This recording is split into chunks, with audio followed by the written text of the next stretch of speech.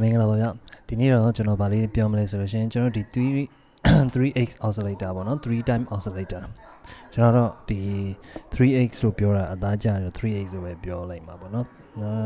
အဲ့တော့ icon နဲ့ကျွန်တော်တို့ကဒီ808တန်းလေးတွေကျွန်တော်တို့ဘယ်လိုလုပ်မလဲပေါ့နော်အဲ့ဒါလေးကိုကျွန်တော်တို့ပြောကြည့်မယ်ပေါ့နော်အဲ့တော့သူကဗျာဒီ kick နဲ့တိတ်မကွာဘူးเนาะအဲ့တော့ကျွန်တော်တို့ကဒီမှာလုပ်မယ်ဆိုလို့ရှိရင်ကျွန်တော်တို့အများစုအပြင် sine wave နဲ့ပဲကျွန်တော်တို့လုပ်ကြတယ်နည်းနည်းလေးဟိုဖြစ်သွားအောင်ကျွန်တော်တစ်ခုကိုတော့ကျွန်တော်เนาะပြောင်းလိုက်မယ် okay ပြီးသွားရင်ကျွန်တော်တို့ page တွေကို base တန်ဖြစ်တဲ့အတွက်ကြောင့်ကျွန်တော်တို့ page တွေကိုလုံးဝ short ချထားလိုက်မယ်เนาะ24 cm 2 octave လောက်ကျွန်တော်တို့ short ချထားလိုက်မယ် okay အဲ့တော့ကျွန်တော် point တီးလို့ကြည့်အောင် okay ဒီလိုတန်လေးရတယ်ပေါ့နော်ဒီလိုတန်လေးရလို့ရှိရင်ကျွန်တော်ကဒီ3 oscillator အကြောင်းကိုလည်းကျွန်တော်အရင်တော့ကျွန်တော်ပြောခဲ့ဘူးတာရှိတယ် tutorial လေးအဲ့ဟာလေးတွေကျွန်တော်ဒီမှာ description မှာเนาะကျွန်တော်ရေးပေးပြပေးထားမယ်ပေါ့နော်အဲ့ဟာလေးကိုဝင်ပြီးတော့လေ့လာကြည့်လို့ရမှာဗျ okay ပြီးသွားရင်ကျွန်တော်ကဒီ ADS စာကြီးသွားမယ် ADS စာကျွန်တော် follow ကိုလုပ်မယ် follow ကခုနကကျွန်တော်ပြောသလိုပဲမှာသူ့ကိုနော် attack လုံးဝမရှိတဲ့အတွက်ကြောင့်ကျွန်တော်တို့ကလုံးဝ attack ကိုလုံးဝမရှိရလို့မဟုတ်ပါတော့ကိုယ့်ရဲ့လုပ်ချင်တဲ့ပုံစံပုံတွေ attack တိုင်းကလုံးဝ short ဖြစ်မယ်ဗျာဒီကလုံးဝ short ဖြစ်မယ်နော် hold တွေနော် sustain တွေ release တွေလည်းထားလိုက်မယ် decay တိုင်းပဲထားမယ် decay တိုင်းကတော့ကိုလိုသလိုကိုတချင်းပေါ်မှာမူတည်ပြီးတော့ကိုတီးလုံးပေါ်မူတည်ပြီးတော့ကျွန်တော်နော်လိုသလိုကျွန်တော်တို့ပြောင်းမယ်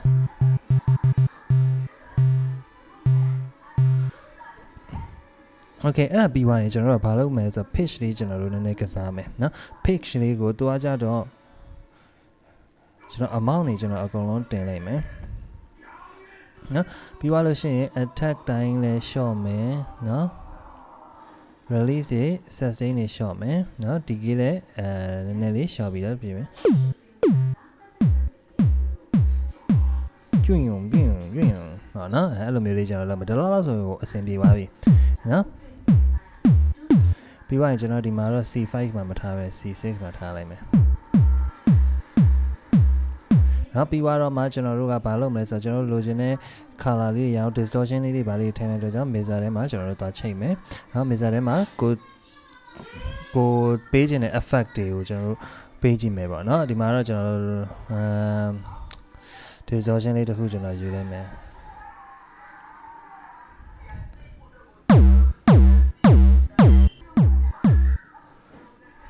နော်ကိုကြိုက်တယ်လို့ကျွန်တော်ကိုကြိုက်တဲ့ distortion တစ်ခုခုပေါ့နော် distortion ယူရင်မယူခြင်းလဲနေ okay ပြီးတော့ကျွန်တော် slide note လေးတွေကျွန်တော်နည်းနည်းလေးကစားခြင်းတဲ့အတွက်ကြောင့်ကျွန်တော်ဒီမှာ polyphony မှာနော်ကျွန်တော်တားလိုက်မယ်ဒီ amount ကတော့ကြိုက်တယ်လို့ကျွန်တော်တို့ရေးလိုက်မယ်အဲ့တော့ဒီမှာတော့ကျွန်တော်8ဆက်မယ်နော်အဲ့တော့ပြီးတော့မှကျွန်တော်တီးကြည့်မယ်တီးပြီးတော့မှဟိုလိုသလိုကျွန်တော်တို့ဒီ gate တိုင်းလေးကို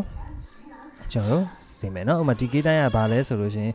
ကျွန်တော်ဟိုအရင်မှာတော့ကျွန်တော်ပြထားပါတယ်နော်ဥပမာ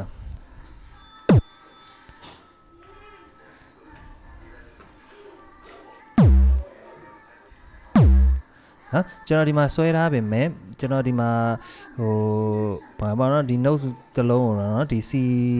notes ကိုကျွန်တော်ကတပါးလုံးအပြည့်ရေးထားပြင်မဲ့သူ့အတန်ကတပါးလုံးအပြည့်မကြားရဘူးเนาะအကောင် DK တိုင်းအဲ့တော့ကျွန်တော်လိုသလို DK တိုင်းကိုကျွန်တော်တို့ကစားလို့ရမယ်ဒါကတော့ကိုယ့်ရဲ့ဒီ808ပေါ်မူတည်ပြီးတော့ပါเนาะအဲ့လိုလုံးမလားဒါမှမဟုတ်အရင် shock လုံးမလားနော်အဲ့လိုမျိုးဒါကတော့ကိုသချင်းကိုတီးမဲ့သချင်းဒါမှမဟုတ်ကိုဖန်လေးခြင်းနဲ့အတန်ပေါ်မူတည်ပြီးတော့ကျွန်တော်တို့ပြောင်းမယ်နော်ခုနကဒီနော် polyphony ကကြတော့ကျွန်တော်တို့ slide လေးတွေကျွန်တော်လုပ်ချင်တဲ့အတွက်ကြောင့်ကျွန်တော်ရေးတာဖြစ်တယ်ဥပမာနော်အဲ့လိုမျိုးပေါ့နော်မှာ slide note လေးတွေကျွန်တော်တို့စမ်းကြည့်မယ်ဆိုလို့ရှိရင်လည်းကျွန်တော်တို့ဒီမှာသူ slide လေးတွေကျွန်တော်လုပ်လို့ရမှာပေါ့နော်အဲ့တော့ကျွန်တော်စမ်းကြည့်မယ် slide တန်လေးတွေပါညာကွီးကွာ